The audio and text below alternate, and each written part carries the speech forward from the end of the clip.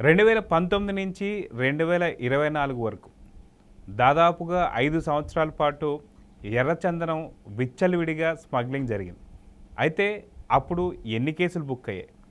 ఇప్పుడు ప్రభుత్వం మారిన తర్వాత 2024 జూన్ 4వ తారీఖు ప్రభుత్వం మారిన తర్వాత ఇప్పుడు పరిస్థితులు ఏంటి? మనతో పాటు సీనియర్ జర్నలిస్ట్ సత్యమూర్తి గారు ఉన్నారు. వారిని అడిగి తెలుసుకుందాం. సార్ నమస్తే. నమస్కారం అండి. సార్, ఎర్రచందనం రాష్ట్ర సంపద, అసలుకి ఎక్కడా దొరకనటువంటి ఒక ఎర్రచందనం మనకి శేషాచలం అడవుల్లో మాత్రమే దొరుకుతుంది. దీని గురించి కొన్ని సినిమాలు కూడా వచ్చాయి. దాని ప్రత్యేకతలు ఏందో మనందరికీ తెలిసిందే. అయితే గత 5 ఏళ్ళుగా అసలుకి విచ్చలవిడిగా స్మగ్లింగ్ జరిగిన సంగతి కూడా అందరికీ తెలిసిందే. ఎందుకంటే ఇక్కడ ఎర్రచందనం అనేది నేపాల్ బోర్డర్లో దొరకడం అనేది మనందరికీ తెలిసిందే.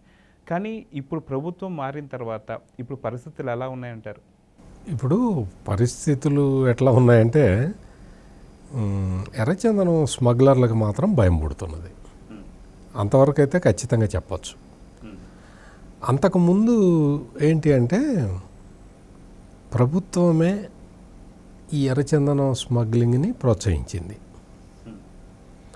ప్రభుత్వంలో కీలక పాత్ర పోషించేవాళ్ళు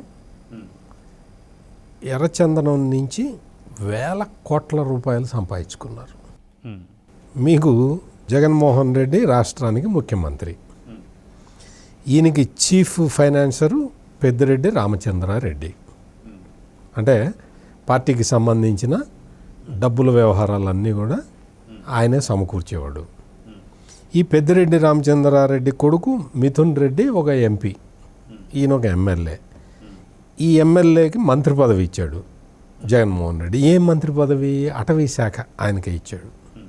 అంటే ఏంటంటే దొంగ చేతికి తాళం ఇస్తే ఎట్లా ఉంటుంది అంటే, మామూలుగా ఆ సామెత ఎందుకు వచ్చిందంటే, దొంగ చేతికి తాళం ఇస్తే అందరికీ తెలుస్తుంది కాబట్టి వాడు దొంగతనం చేయకుండా ఉంటాడు అని ఆ సామెత పుట్టింది. కానీ ఇక్కడ అందరూ దొంగలే కదా.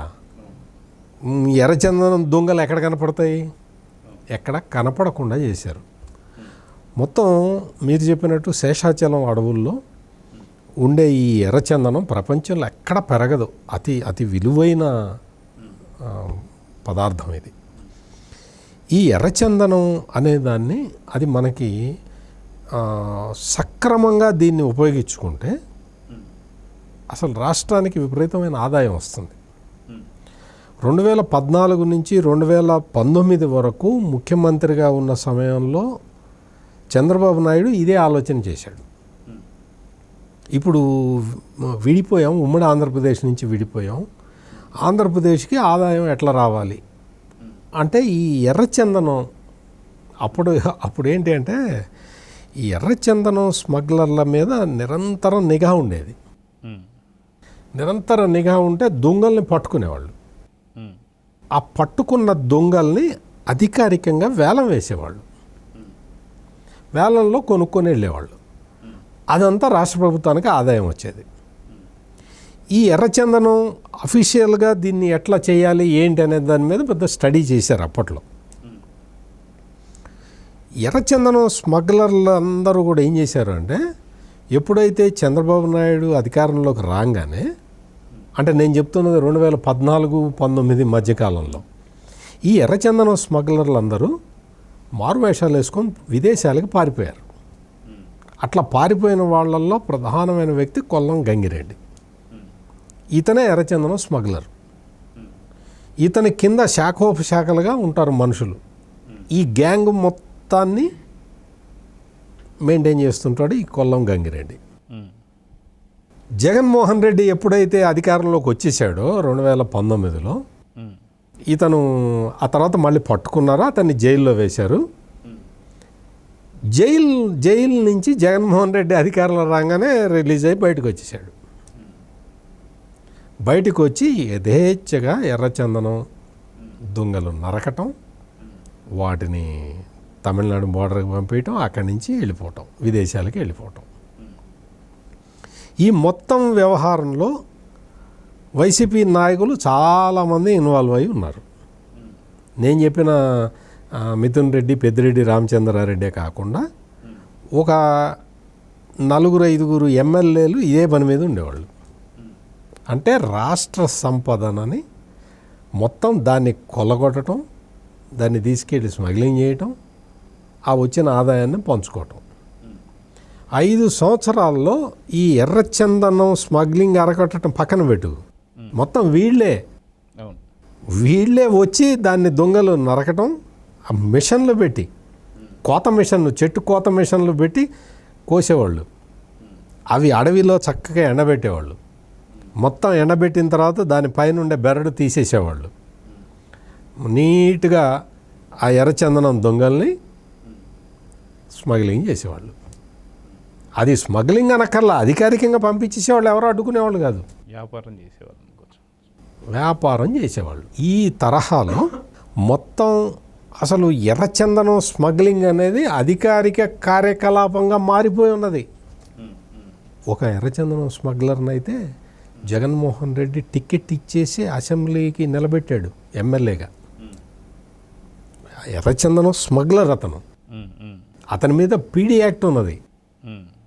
అతన్ని తీసుకొచ్చేసి అఫీషియల్గా ఈ ఏరియా మొత్తం నువ్వు ఖర్చు పెట్టుకుంటావు కదా, రాయలసీమ మొత్తం ఖర్చు పెట్టుకుంటా, నా దగ్గర ఎర్రచందనం డబ్బులు చాలా ఉన్నాయి, ఓకే వెరీ గుడ్, నీకు అసెంబ్లీ టికెట్ ఇస్తున్నా. అసలు ఆంధ్రప్రదేశ్ ప్రజలకి వాళ్ళకి అదృష్టం బాగుండి తెలుగుదేశాన్ని గెలిపించుకున్నారు. కానీ మామూలుగా అయితే మా జగన్మోహన్ రెడ్డి మళ్ళీ గెలిచినట్టయితే ఇంకా ఎర్రచందనం మొక్క అసలు మొక్క కూడా ఉండేది కాదు. ఎర్రచందనం స్మగ్లర్కి అసెంబ్లీ టికెట్ ఇచ్చాడు జగన్మోహన్ రెడ్డి. ఇచ్చేసి సౌమ్యుడు, ఆర్థికంగా అంతంత మాత్రమే, ఈ ఎర్రచందనం స్మగ్లర్ని గెలిపించుకోండి అని చెప్పాడు జగన్మోహన్ రెడ్డి.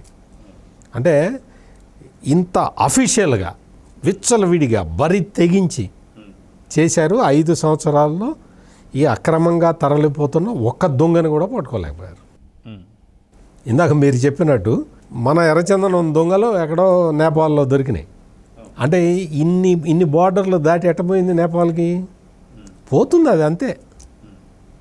ఇప్పుడు ఏంటి అంటే అసలు చంద్రబాబు నాయుడు ఏం చేశాడంటే మొత్తం అసలు వీళ్ళు గతంలో చేసిన అన్యాయాలు అక్రమాలని బయటికి తీయాలంటే ఒక పవర్ఫుల్ వ్యక్తిని అక్కడ పెట్టాలని చెప్పి జనసేన అధినేత పవన్ కళ్యాణ్ని తీసుకొచ్చి అటవీ శాఖకి పెట్టాడు, డిప్యూటీ సీఎంగా పెట్టి ఆయనకు పూర్తి అధికారాలు ఇచ్చేస్తే ఇప్పుడు పవన్ కళ్యాణ్ ఏం చేస్తున్నాడంటే మొత్తం ఫుల్ కాన్సన్ట్రేషను ఈ ఎర్రచందనం స్మగ్లర్ల మీద పెట్టాడు.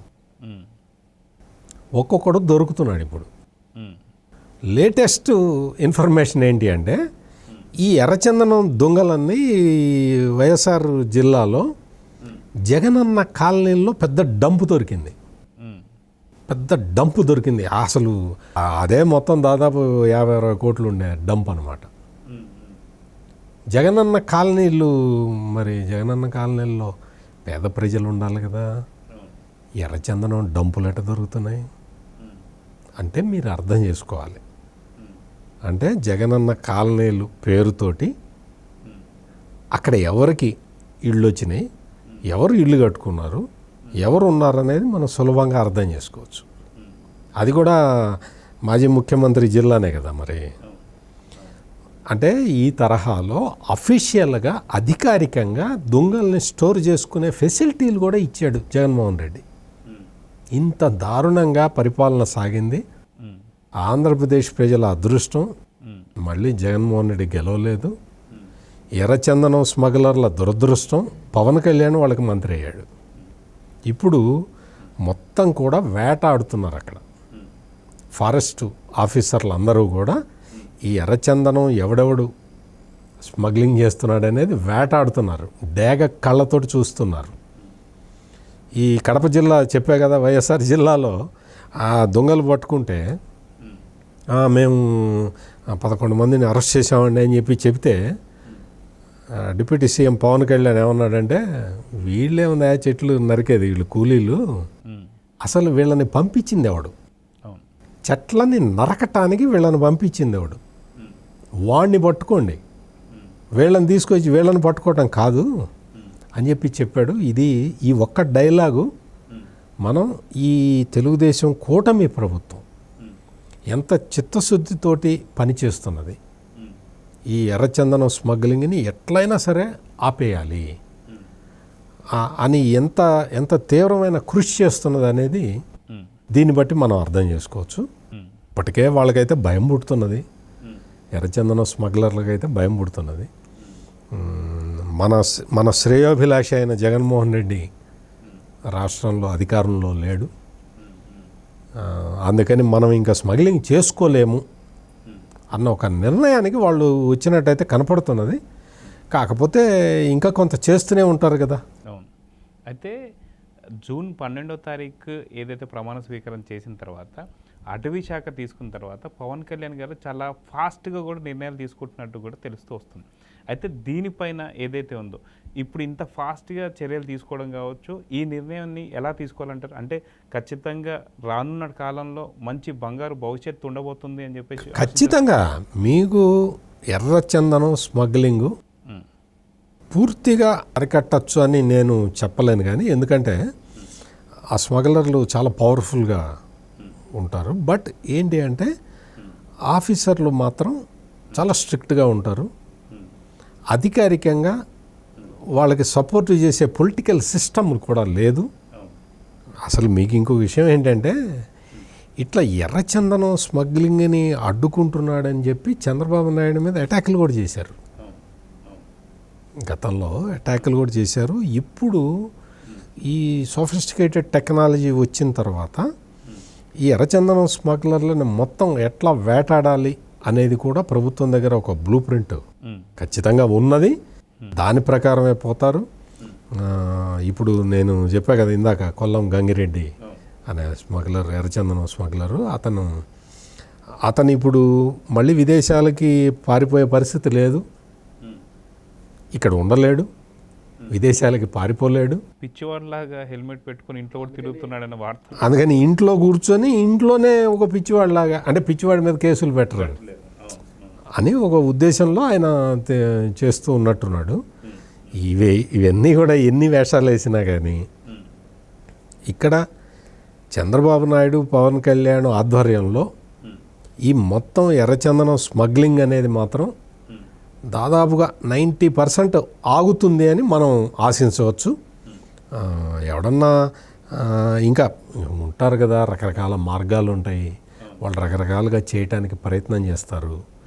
ఈ కింగ్ పిన్లు ఎవరైతే ఉన్నారో, నేను చెప్పాను కదా, ఒక 4 వైసీపీ ఎమ్మెల్యేలు, అప్పుడు ఎమ్మెల్యేలు, ఇప్పుడు అందరూ మాజీలుగా మారిపోయారు అనుకోండి. ఇప్పుడు పెద్దిరెడ్డి రామచంద్రారెడ్డి, మిథున్ రెడ్డి వీళ్ళిద్దరే మళ్ళీ ఎలక్ట్ అయింది. ఎవరైతే ఎర్రచందనం స్మగ్లింగ్ తోటి సంబంధం ఉందో వాళ్ళందరూ ఓడిపోయారు. వీళ్ళిద్దరూ తండ్రి కొడుకులు మాత్రం ఒక ఆయన ఎమ్మెల్యేగా, ఒక ఆయన ఎంపీగా గెలిచి ఉన్నారు. ఇప్పుడు అంటే వాళ్ళు ఇంకా చెయ్యలేరు, చేయటానికి భయపడతారు, ఆటోమేటిక్గా భయపడతారు. అందుకని ఇంకా ఎర్రచందనం విషయంలో మాత్రం రాష్ట్ర ప్రభుత్వానికి కొంత వెసులుబాటు రావచ్చు. అందులో కొంత రాష్ట్రానికైతే మేలు జరగవచ్చు. శేషాచలం అడవులు అన్నీ కూడా సేఫ్గా ఉంటాయి అని భావించవచ్చు. సో చూద్దాం సార్, ఖచ్చితంగా పవన్ కళ్యాణ్ గారి ఆధ్వర్యంలో ఖచ్చితంగా ఎర్రచందనం ఒక ఏమంటారు మంచి భద్రతలో ఉంటున్నట్టుగా ఖచ్చితంగా శేషాచలం అడవులు కూడా చాలా భద్రంగా ఉందంటే మనం ఫీల్ అవ్వచ్చు. నమస్తే. నమస్కారం అండి.